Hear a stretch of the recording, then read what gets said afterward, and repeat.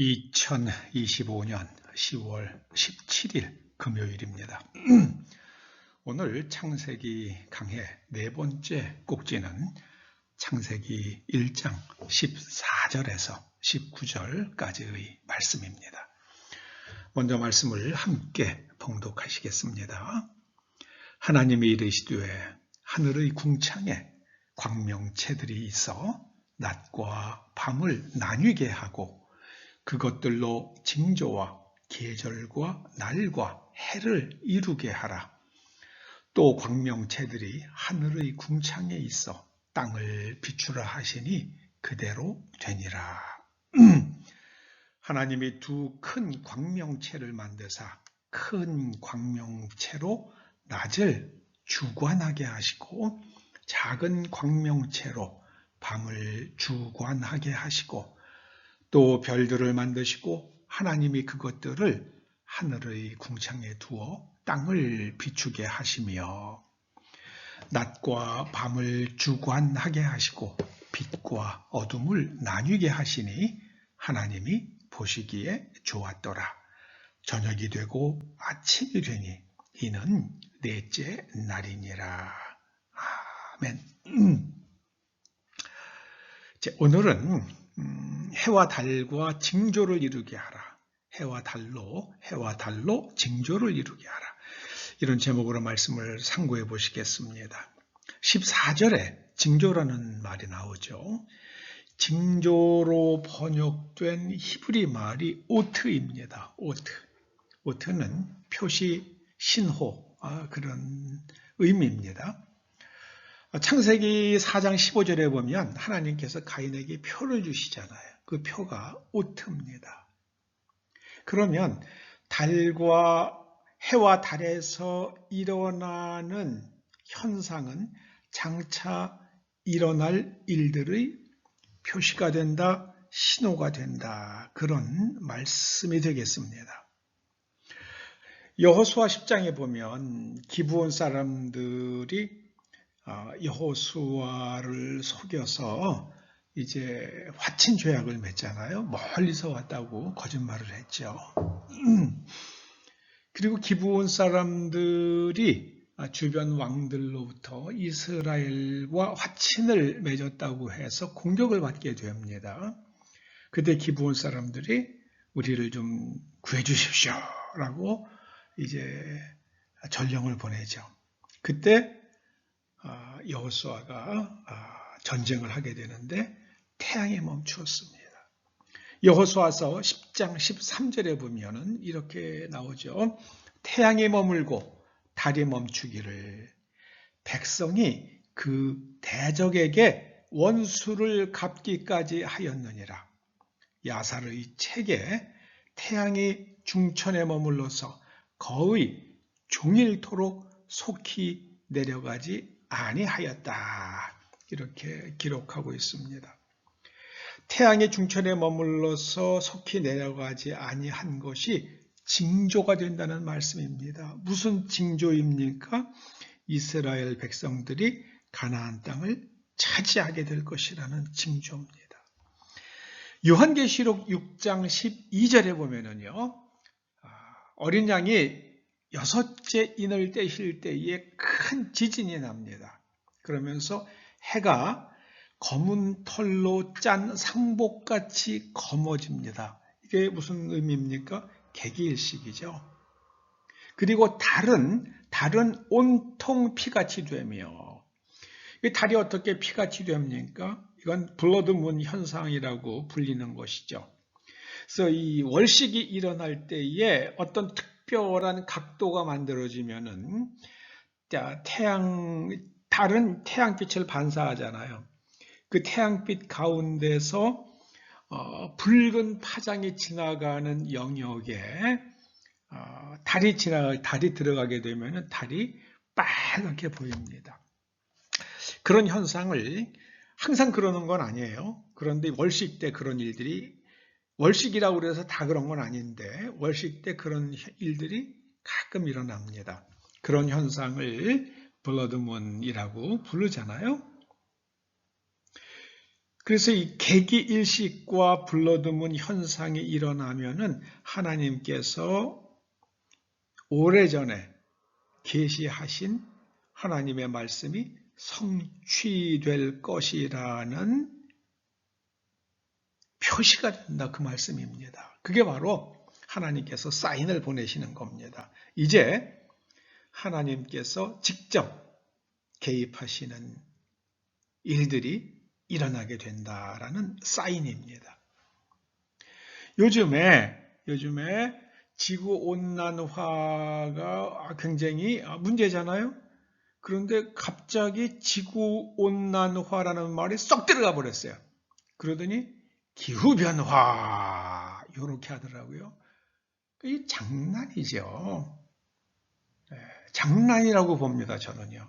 여러분, 지구온난화의 원인이 이산화탄소라고 그러면서 전기자동차 막 그러잖아요. 그런데 글쎄요.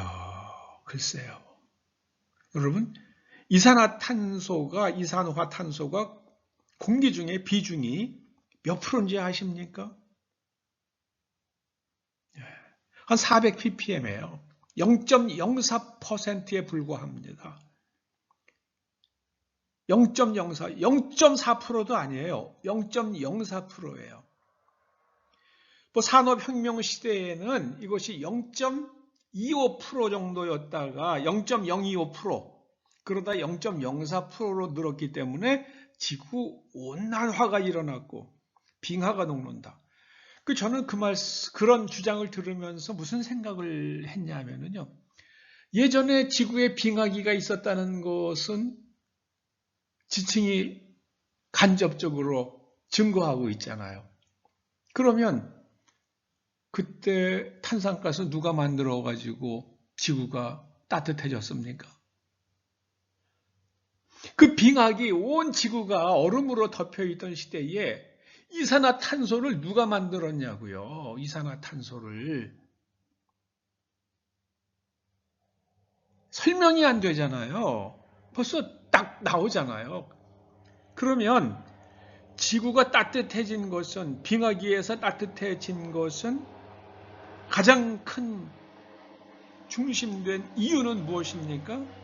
태양이죠. 태양의 활동이, 흑점 폭발이 활발해지면 지구로 오는 에너지가 많아지죠.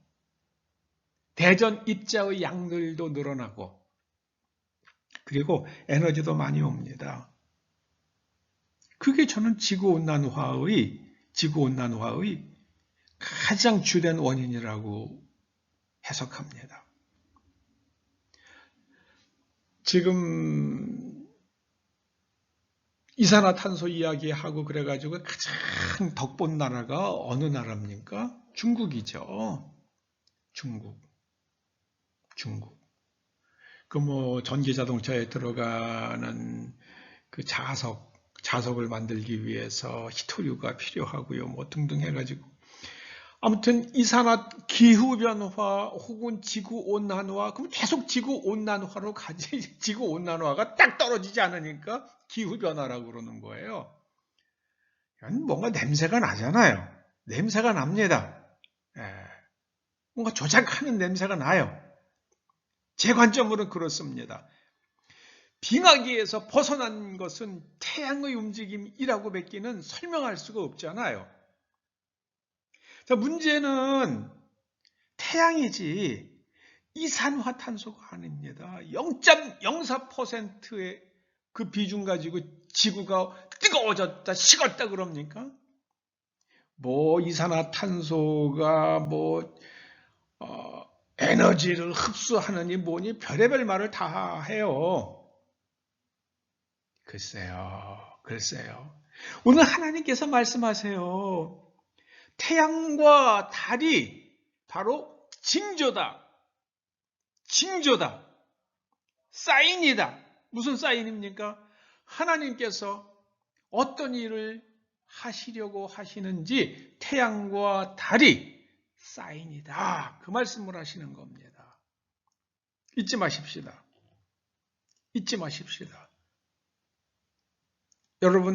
여러분의 기후변화, 지구온난화, 그런 거, 제가 중학교 때는요, 지구에 빙하기 온다고 그랬어요.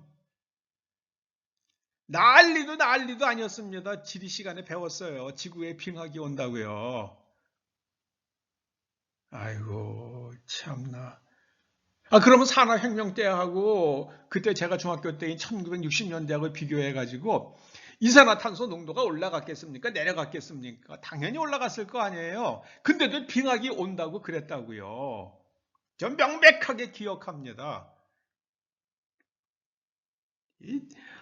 정말 이러면 안 된다고 생각합니다. 전 이러면 안 된다고 생각을 해요. 우리는 성경을 통해서 하늘을 보고 땅의 일들을 해석해야 합니다. 지금 태양에서 오는 에너지가 늘어나고 있죠. 그러니까 그 에너지로 인해 가지고 빙하들이 해수면이 올라가니까 빙하들이 녹겠죠. 그 빙하들이 떨어져 나오고요. 그리고 기존에 있었던 대기 현상의 질서들의 분명한 안정적인 질서가 교란이 일어나겠죠. 그래서 다시 새로운 질서를 찾기까지 갑자기 비가 많이 내리기도 하고 특별히 섬뜩할 수 있는 것은 어마어마한 우박이 내리는 겁니다. 아까 제가 말씀을 드렸던 여호수아서 10장에 나오는 얘기예요. 여호수아가 기브온 사람들을 구하기 위해서 가나안 족속과 전쟁을 할 때에 하늘에서 우박이 떨어졌습니다. 그래서 이스라엘 백성들의 칼에 죽은 사람들보다 우박에 맞아 죽은 사람이 더 많았다고 기록되고 있습니다. 아마 인류 최악의 범죄를 저지르고 있는 국가들이 있어요. 그 나라에 어마어마한 우박이 내릴 겁니다. 어마어마한 우박이. 요한계시록에 보면은요, 그 우박의 무게가 달란트예요. 몇십 킬로가짜리 우박이 내릴 겁니다. 기도하시죠. 해와 달로 징조를 이루게 하라 말씀하신 아버지 하나님, 저희들이 해와 달을 보면서 하나님의 섭리와 계획과 뜻을 짐작하고 더욱 하나님의 말씀대로 살기 위하여 우리의 마음과 정신과 우리의 몸을 잘 간수할 수 있도록 은총 내려 주시옵소서. 우리의 내면의 거룩과 인간관계에서 다른 사람의 정당한 권리를 헤아리고 지켜주는 사회 환경과 하나님으로부터 오는 초자연적인 섭리, 두나미스를 잘 이해하고 누리게 하여 주시옵소서. 예수님의 이름으로 기도드립니다. 아멘.